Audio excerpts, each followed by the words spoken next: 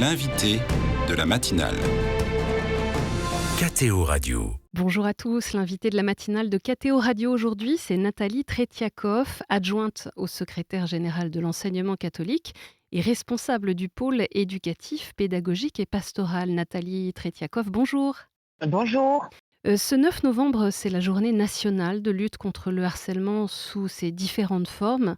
Près d'1 million d'enfants vivent une situation de harcèlement à l'école et cette violence continue conduit à des fins tragiques avec une hausse de plus de 300% des tentatives de suicide chez les jeunes de moins de 15 ans au cours des 10 dernières années.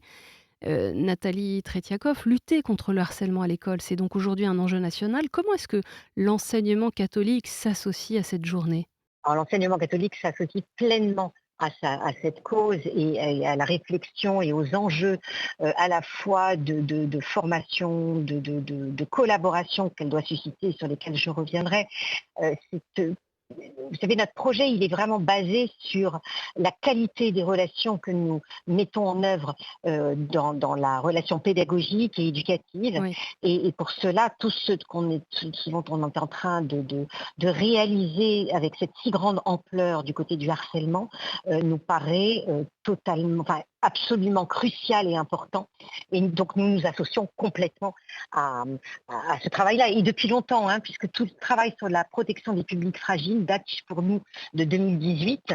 Mais c'est vrai qu'avec tout ce qui s'est passé depuis, on va dire, quelques mois, quelques années, l'insistance sur le harcèlement nous paraît tout à fait prioritaire. Dans la perspective de cette journée de lutte contre le harcèlement, le ministre de l'Éducation nationale et de la jeunesse a lancé une campagne autour de 3 axes: prévention, détection et résolution. Est-ce que cette campagne est relayée dans vos établissements de l'enseignement catholique ? Alors, la campagne est relayée. Par contre, bien sûr, évidemment, que cette campagne est relayée. En même temps, nous avons une manière particulière de nous inscrire dans cette campagne-là. Par exemple, nous, le programme de protection des publics fragiles que nous avons réalisé depuis 2018, pour lequel nous avons nommé des personnes, etc., il a donné lieu à une plateforme, notamment de ressources pour le harcèlement, autour de 3 mots: comprendre, prévenir et agir. Donc, en fait, nous nous associons totalement à la campagne et à cette volonté vraiment d'éradiquer ce phénomène-là, même si on sait que c'est compliqué, mais il nous semble important qu'on puisse le faire à la lumière et en cohérence avec notre projet. Oui, bien sûr. On va en reparler juste dans un instant, mais pour savoir de quoi on parle, est-ce qu'on peut revoir ensemble un peu les caractéristiques du harcèlement en milieu scolaire, parce qu'il y a différentes formes de harcèlement? Tout à fait. Alors déjà, il nous semble important que le harcèlement soit bien resitué dans les formes de maltraitance. Oui. Et c'est d'ailleurs pour ça que notre programme s'appelle Programme de protection du public fragile et de lutte contre toute forme de maltraitance. Mmh. Le harcèlement, il est proche d'autres types de maltraitance. On peut avoir un harcèlement violent. On peut Mmh. avoir un harcèlement, par contre, plutôt de mots qui est moralement, Morale, oui. voilà, un harcèlement moral terrible, mais c'est du harcèlement. Ensuite, on a tout ce que les réseaux sociaux ont mis en lumière avec le cyberharcèlement. Mmh. Donc, on voit bien que ce qui est compliqué d'ailleurs avec le harcèlement, c'est qu'il peut être de formes différentes, qu'on ne va pas pouvoir traiter exactement de la même façon, et qu'il peut se rapprocher parfois d'autres types de maltraitance. Voilà. Et ce qui est important pour nous, c'est que nos communautés éducatives soient à la fois formées à comprendre tout type de maltraitance et amenées et formées et outillées pour pouvoir construire une action allant vers la bientraitance et œuvrant du coup sur le harcèlement, mais aussi d'autres formes de maltraitance. L'enseignement catholique, son secrétaire général, Philippe Delorme, a publié un communiqué hier mercredi 8 novembre dans le cadre de cette journée de lutte contre le harcèlement. Il rappelle l'enjeu du lien école-famille. Comment se met en œuvre la prévention dans les établissements de l'enseignement catholique et particulièrement comment se tisse, se renforce ce lien école et famille ? Dans notre projet, la place première des parents comme premiers éducateurs est absolument cruciale et Mmh. essentielle. Et dans des problématiques comme celle-là, on le voit bien dans les émissions qu'on entend, dans tout ce qu'on lit aujourd'hui, combien la complexité d'une articulation entre ce qui se vit à l'école et ce qui se vit en famille est absolument indispensable. Et Je crois qu'on sera toujours plus fort à porter ces problématiques-là ensemble, enseignants, enseignants, personnel, chefs d'établissement et famille. Donc, en communauté éducative, en fait. Donc ça, c'est un principe déjà de base très important pour nous, quel que soit le type de question. Concernant le harcèlement, il nous semble vraiment que ça constitue un enjeu prioritaire de collaboration et de travail conjoint, école-famille, extrêmement important. Et d'ailleurs, c'est ce que nous avons fait très vite, puisque le programme de protection des publics fragiles, nous l'avons travaillé avec les parents, que les outils qu'on met en place, nous les travaillons toujours avec les parents. Avec Et l'appel du coup, notamment, hein?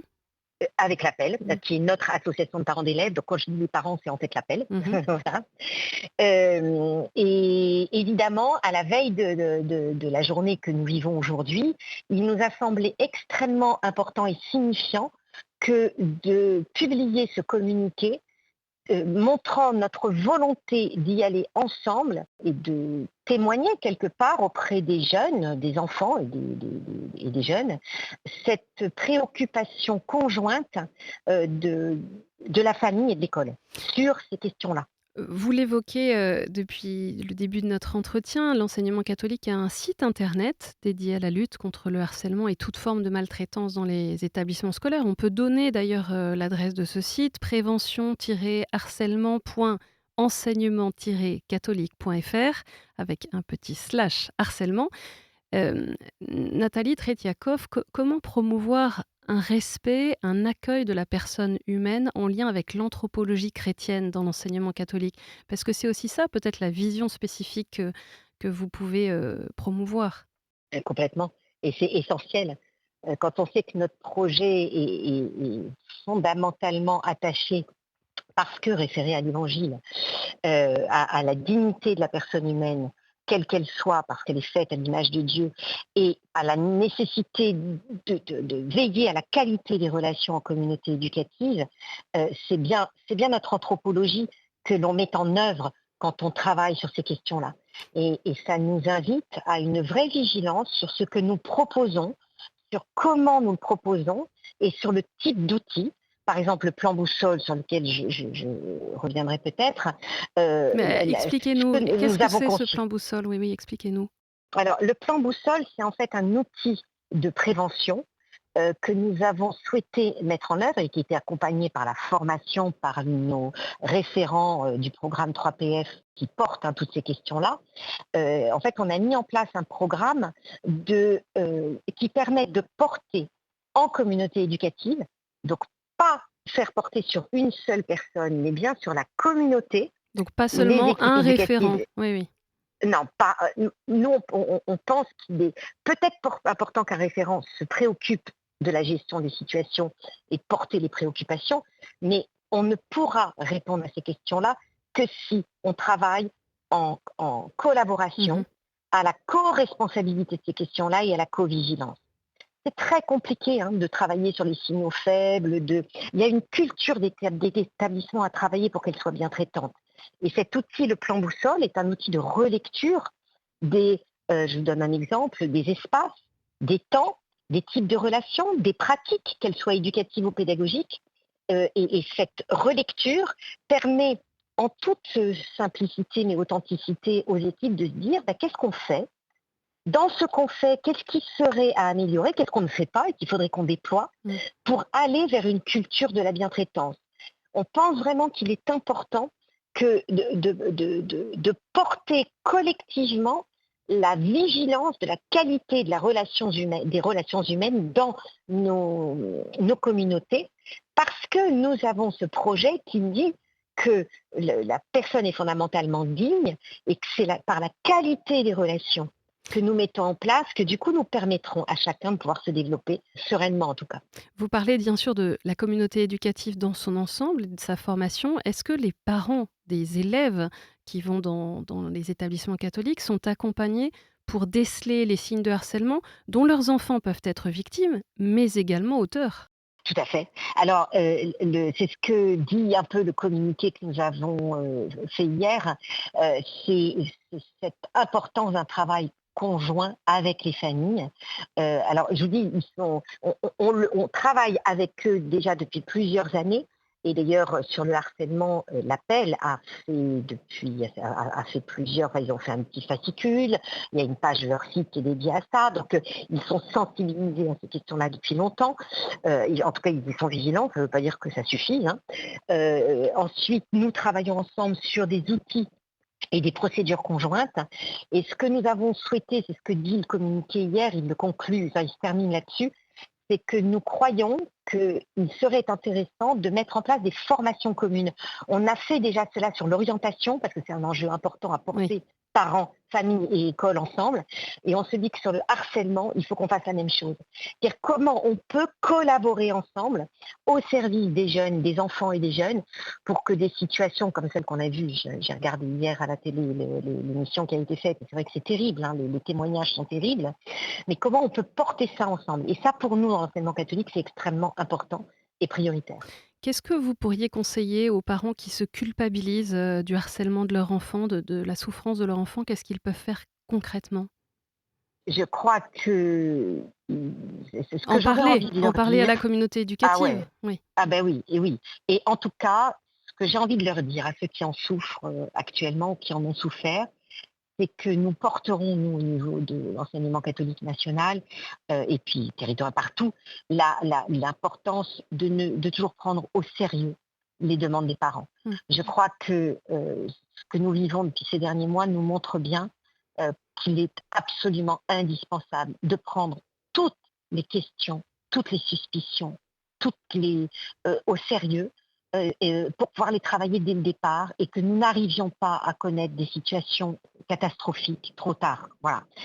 Ça, je pense que j'aurais d'abord envie de leur dire euh, qu'on veut vraiment les rassurer là-dessus. Enfin, il y a quelque chose qui est important de notre côté, d'un travail avec eux, et que là-dessus, ils peuvent être rassurés.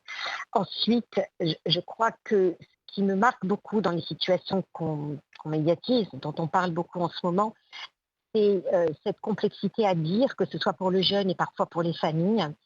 Et là, je pense qu'effectivement, de notre côté, nous travaillons sur le recueillir la parole des élèves, sur des procédures. Et ça fait longtemps, hein. Depuis 2018 déjà, il y avait des choses dans le programme.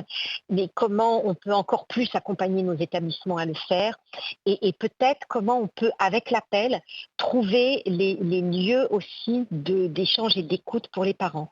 Et d'ailleurs, l'appel vient de mettre en place avec déjà un service d'écoute, mais qui l'a revu, retravailler à cette rentrée. Donc d'ailleurs sur notre plateforme 3PF, vous avez le lien, enfin les familles ont le lien vers cette plateforme d'écoute mise en place par l'appel, sur lequel ils peuvent trouver un lieu de parole et d'échange qui leur permettra peut-être de les aiguiller vers les beaux espaces, enfin, les Mmh. bons espaces de parole ou de traitement de situation en fait. Et Je crois que le travail conjoint est important. on a parlé des parents. Un dernier mot peut-être très bref de consolation, d'espérance pour ceux qui nous écoutent et qui auraient été eux-mêmes blessés par des situations de harcèlement. Qu'est-ce que vous voudriez leur dire aujourd'hui? J'aurais envie sans doute de dire, d'abord, ça c'est moi personnellement, Bien mais je sûr. pense que pour l'enseignement Mmh. catholique c'est important, c'est d'abord de dire pardon. Oui. Je crois que dans des situations comme celle-là, on a vraiment envie de dire pardon de ne pas avoir vu, de ne pas avoir entendu, de pas... Voilà. Euh, Deuxième chose, c'est facile parfois de dire ça, c'est d'assurer d'une forme de prise de conscience, de responsabilité, et que du coup les choses doivent être mises en œuvre, d'où tout ce qu'on est en train de faire, et cette communication-là. Mmh. Voilà. Ensuite, j'ai envie de dire ce qui est le fondement de notre projet, c'est-à-dire surtout parents, jeunes, soyez convaincus que nous pouvons porter avec ça avec vous. C'est un travail conjoint. Et du coup, sentez-vous bien libre et en possibilité de pouvoir échanger et dire les choses. Je trouve que le plus terrible, c'est le silence ou l'incapacité à entendre. Merci beaucoup, Nathalie Tretiakov, d'avoir été l'invitée de la matinale sur KTO Radio. Je rappelle que vous êtes adjointe au secrétaire général de l'enseignement catholique, responsable du pôle éducatif, pédagogique et pastoral. Bonne journée, merci. Merci à vous. Au revoir.